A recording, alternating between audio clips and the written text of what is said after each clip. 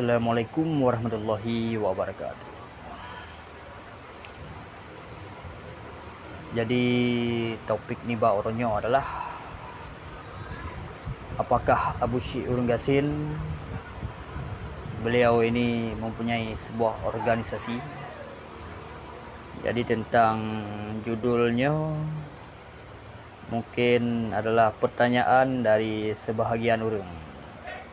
Mungkin sebahagian orang yang bertanya-tanya tentang Abu Syih Urung Gassin, pukeh Abu Syih Urung Gassinnya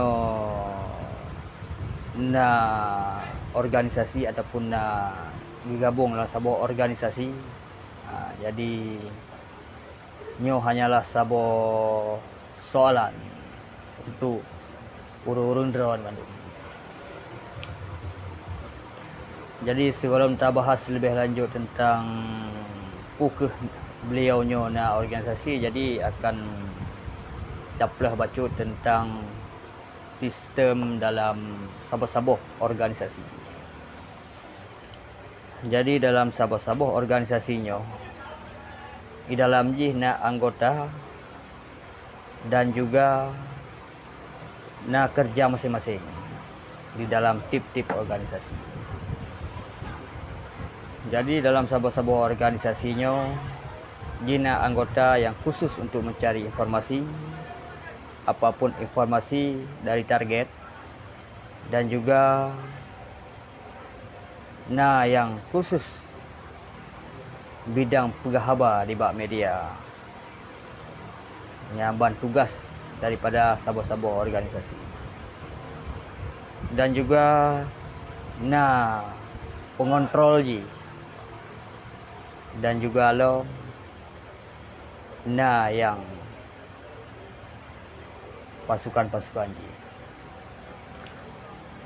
Jadi menalah sabah-sabah organisasinya, tukang cari informasi, tukang menyebarkan berita lewat media, dan juga yang mengontrol atau memimpin, dan juga pasukan ji.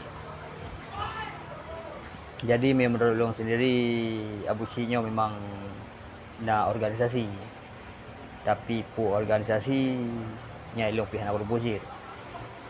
Berarti sebagai contoh pekan lo pegah Abu Syihnya organisasi.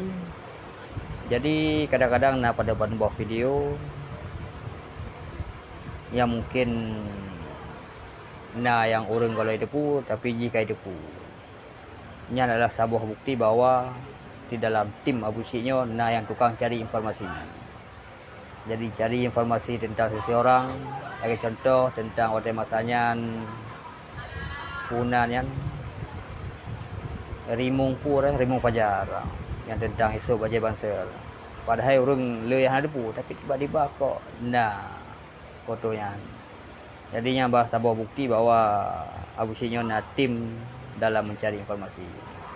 Jadi organisasi lah maksudnya. Yang menurut sendiri, tapi menurut orang lagi bang. Jadi malamnya tak saja sudah bangkit dalam isu Abu Syih, karena beliaunya tengah viral dan karena pengikut.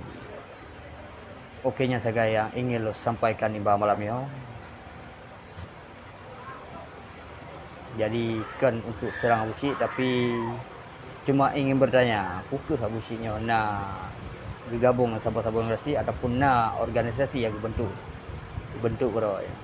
Okeynya saya yang ingin sampaikan. Assalamualaikum warahmatullahi wabarakatuh.